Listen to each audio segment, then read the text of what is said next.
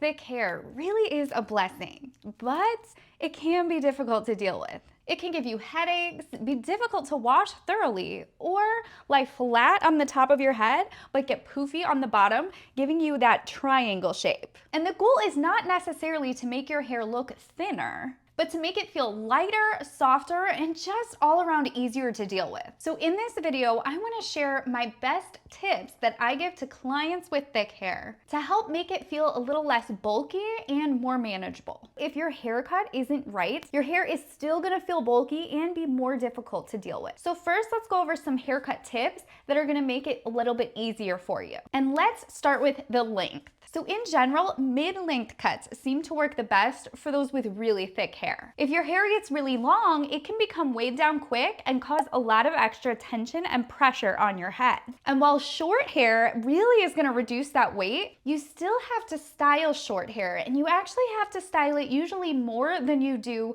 with medium length and longer hair. This isn't always ideal, though it does work for some people. Now, that being said, this doesn't mean that you can't wear your hair long. The secret to wearing your hair long when it's really thick is layers and texturizing. Now, exterior layers are usually what you think of when you think of layering your hair. These are the layers that you physically see in the hair. And these can be really helpful for removing some of the weight, especially around the ends, and allowing you to get more volume because the hairs at the top are cut shorter, so they're not being pulled down as much. Okay, and now thinning and texturizing the hair are both considered interior layers. And these are referring to the bulk of the hair. Thinning is generally done with thinning shears all over the head just to remove some of the density to make it more manageable.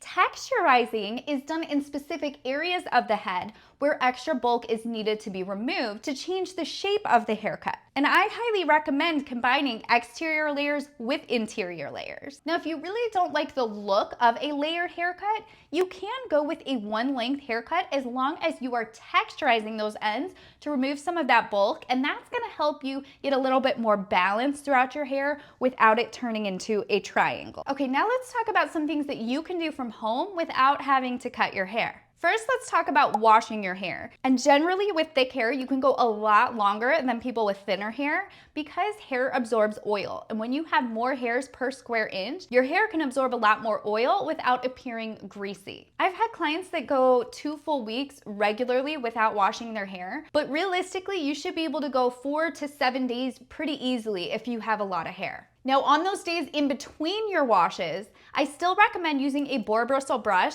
to brush your scalp and your hair. And this is gonna help remove any buildup or dead skin cells from your scalp so that your scalp can still breathe. And it's also gonna help pull some of that oil down throughout the ends of your hair so it's not all accumulating at your roots. Okay, next, when you do wash your hair, you wanna make sure that you are thoroughly cleaning it because it can be really hard to get the water to penetrate all of your hair. I generally recommend washing your hair 2 to 3 times just to be sure that you've thoroughly gotten everything clean and rinsed out properly. And I actually recommend splitting your hair in half, washing it side by side, because this nape area in the back is what generally gets missed, especially when rinsing, and this can cause a lot of irritation. I see this actually pretty often. Okay, next, you wanna blow dry your hair instead of air drying it. And I know that this is a lot when you have a lot of hair.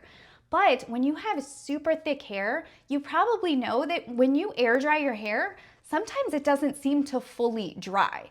And when you have moisture that is sitting on your scalp, this can be a breeding ground for fungus, mold, mildew, and you really don't want that moisture sitting on your scalp for a prolonged period of time. And this is especially true if you go to sleep with wet hair.